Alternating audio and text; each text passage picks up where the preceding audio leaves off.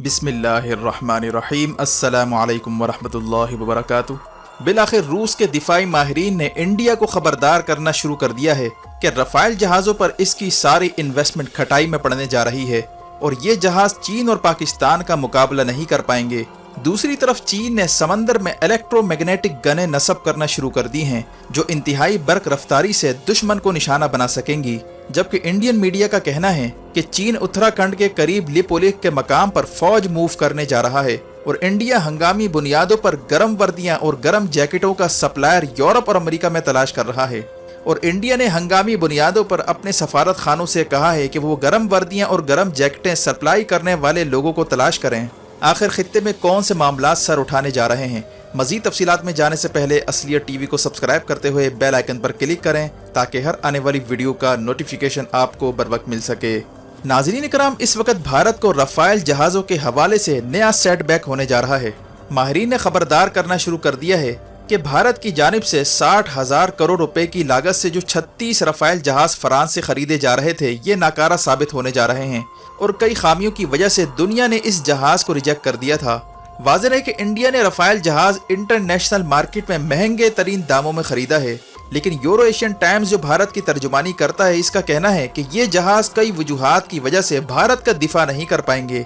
Report के मुताबिक रफ़ाइल जहाज़ों पर बगले बजाने वाले इंडिया को इंटरनेशनल डिफेंस एक्सपर्ट्स ने खबरदार किया है कि ये जहाज़ किसी भी सूरत अमरीकी F-16 तैयारों का भी मुकाबला नहीं कर सकता, चे जाए कि चीनी स्टेल्थ तैयारों की बात की जाए। जबकि रफ़ाइल जहाज़ों को कई खामियों की वजह से इंटरनेशनल आर्म मार्केट में पजीराई नहीं मिली, इसीलिए कई ममालिक ने इसे खरीदने से इनकार कर दिया है। भारत से अब आवाज़ें उठती जा रही हैं कि रफ़ाइल जहाज़ों का फ़ायदा इंडिया को तो नहीं होगा, अलबत्ता नरेंद्र मोदी और इसके चेले और भारतीय फ़ौज के आला अफसरान की जेबें ज़रूर भरेंगी।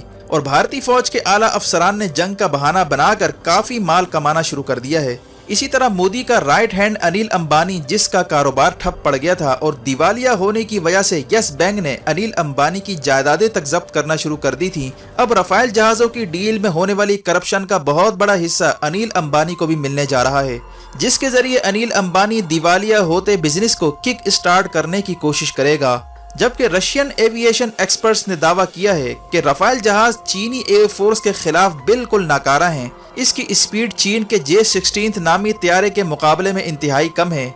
इसी तरह अगर इसके प्रैक्टिकल सीलिंग और इंजन थ्रस्ट को देखा जाए तो वो भी चीन के J-16 और रशियन सुखोई 35 और अमरीकी F-16 के मुकाबले में इंतहाई कम है। इसका मतलब ये हुआ कि जितनी देर में रफ़ाइल जहाज मैनूवर करेंगे इतनी देर में ही चीन और पाकिस्तान के तैयारे इसे निशाना बना डालेंगे। रशियन डिफेंस एक्सपर्ट का ये भी कहना है कि अगर 36 के 36 रफ़ाइल जहाज भी भारत को मिल जाएं तब भी चीन की फ़िज़ाइया को ही बरतरी हासिल रहेगी। इसी तरह इंडियन मिलिट्री ज़राए का कहना है कि 36 रफ़ाइल जहाज इन्हें बहुत महंगे पड़े हैं और 60,000 करोड़ रुपए की लागत इसीलिए लगी क्योंकि भारत का डिफेंस सेक्टर बिल्कुल नकारा हो चुका है और कोई जहाज बनाने की उसमें सलाहियत नहीं है, इसीलिए इतना पैसा खर्च करके भारत को बाहर से जहाज मंगवाने पड़ रहे हैं। जबकि माहिरीन का ये भी कहना है कि इंडिया को जंग के वक्त मजीद जहाज़ों की ज़रूरत पड़ सकती है और फ्रांस के पास इस वक्त इतनी सलाहियत है ही नहीं कि वो एमरजेंसी बुनियादों पर ये एयरक्राफ्ट बनाकर इसे इंडिया के हवाले करे। वाज़ेह है कि इंडिया ने 2015 में 36 रफ़ाइल जहाज़ों का मुआहदा किया था और 5 सालों में महज 5 रफ़ाइल जहाज़ फ्रांस दे पाया है, यानी भारत के लिए टोटल ये घाटे का सौदा बनने जा रहा है। दूसरी तरफ अहम खबर आ रही है कि चीन की नेवी ने जंगी बहरी जहाज़ों में टर्बो जनरेटर नस्ब करना शुरू कर दिया है। इन टर्बो जनरेटर का काम यह है कि ये इलेक्ट्रोमैग्नेटिक गनों को पावर फराहम करता है ताकि तेजी के साथ दुश्मन को निशाना बनाया जा सके।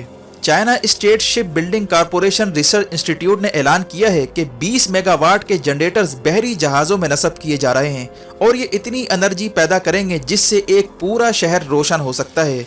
इसका मजीद कहना है कि अमेरिका के डिस्ट्रॉयर बहरी जहाज़ों में सिर्फ 7.5 मेगावाट की कैपेसिटी वाले जनरेटर हैं जो गनों को चलाने के लिए नाकाफ़ी हैं, जबकि चीन के पास अब 20 मेगावाट एनर्जी वाले जनरेटर्स हैं, यानी तवील मुद्दत तक चीन अमेरिका और दीगर ममालिक का मुकाबला कर सकता है। वाज़ेह है कि ये रेल गनें समंदर की आर्टिलरी कहलाती हैं, जैसे खुश्की में तोपें और आर्टिलरी का इस्तेमाल होता है जिसको बहुत ज़्यादा एनर्जी चाहिए होती है। इसी तरह की आर्टिलरी जंगी बहरी जहाज़ों पर भी नस्ब की जा रही है और इससे होने वाला फायर बड़े बड़े जहाज़ों को तबाह कर देता है। अमरीकी नेवी ने गुज़िश्ता साल अपनी हुकूमत से कहा था कि फौरी तौर पर न्यूक्लियर पावर से चलने वाले प्लांट जंगी जहाज़ों में नस्ब किए जाएं ताकि हमें तवानाई की फराहमी मुमकिन हो सके। लेकिन अब चीन ने 20 मेगावाट के जनरेटर लगाकर ताकत का तवाज़ुन अपनी तरफ कर लिया है। इसको इलेक्ट्रोमैग्नेटिक रेल गन इसलिए कहा जाता है क्योंकि ये इलेक्ट्रोमैग्नेटिक के थ्रू ऑपरेट होता है और इंतहाई बर्क रफ्तारी के साथ ये अपना काम कर दिखाता है। एक्सपर्ट का कहना है कि चीन बैक वक्त क्वाड अलायंस से लड़ना चाहता है और इलेक्ट्रोमैग्नेटिक गनें इस्तेमाल करके गोया चीन इन दुश्मनों को बाज रखना चाहता है, जबकि इसके मुख्तलिफ तजुर्बात चीन की जानिब से 2017 से किए जा रहे थे और अब ऑफिशियल लेवल पर इसका ऐलान किया गया है। तीसरी अहम खबर ये आ रही है कि इस वक्त चीन भारतीय रियासत उत्तराखंड के मकाम पर फौज को जमा कर रहा है। इंडियन मीडिया का कहना है कि उत्तराखंड के करीब लिपुलेख पास के मकाम पर चीन ने अपनी बटालियन को मूव करना शुरू कर दिया है।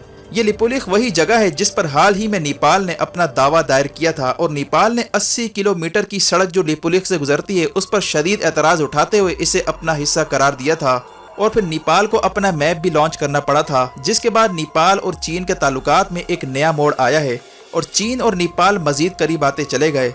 इसी तरह हाल ही में पाकिस्तान, नेपाल, चाइना और अफगानिस्तान के दरमियान होने वाली मीटिंग के बाद उत्तराखंड में चीनी फौज का आना एक गैर मामूली वाक़या है। इंडिया का कहना है कि चीन लद्दाख के बाद नया फ्रंट खोलने जा रहा है और खित्ते में कोई भी डिसएंगेजमेंट नहीं हो रही।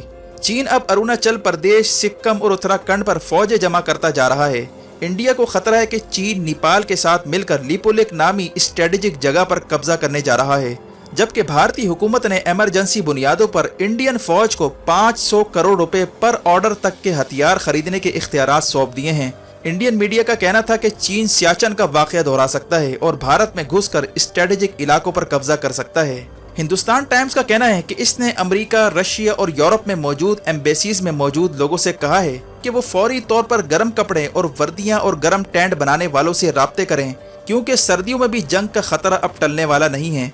यहाँ तक कि सियाचिन में मौजूद स्टेशन से कहा गया है कि अगर इनके पास गर्म वर्दियां मौजूद हैं तो वो फौरी तौर पर लद्दाख रवाना करें, क्योंकि अंदर की इतलात थी कि भारतीय फौजियों ने मुनासिब इंतजामात ना होने और पूरी तरह प्रोटेक्शन गियर ना होने तक वहाँ पर तैनात होने से इनकार कर दिया था। इंडिया का ख्याल था कि सर्दियों के मौसम में दोनों अफवाज पीछे हट जाएंगी, लेकिन अब चीन ने भारत को ब्लीड करने का फैसला किया है और एक ही वक्त में कई महाज भारत के लिए नाइटमेयर साबित होने जा रहे हैं। इसी असना में अफगानिस्तान से महाज खोलने की भारतीय कोशिश भी नाकाम हो चुकी है। पाकिस्तान और चीन के खिलाफ दहशत गर्दों को सपोर्ट करने का अंजाम भारत को अब अपने ही इलाकों में मिलने जा रहा है। वीडियो देखने का शुक्रिया। अपना और गिरदोनवाह के लोगों का ख्याल रखें। फ़ी अमानिल्लाह।